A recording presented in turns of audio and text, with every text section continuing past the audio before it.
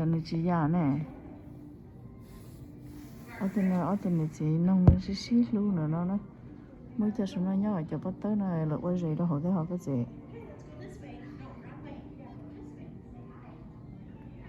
giờ bọn này rồi nè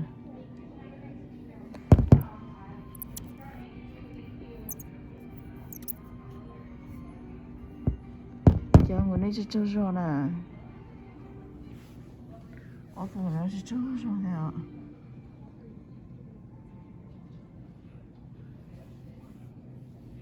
chỉ cho số nó nhớ số nó lúc bắt tới nè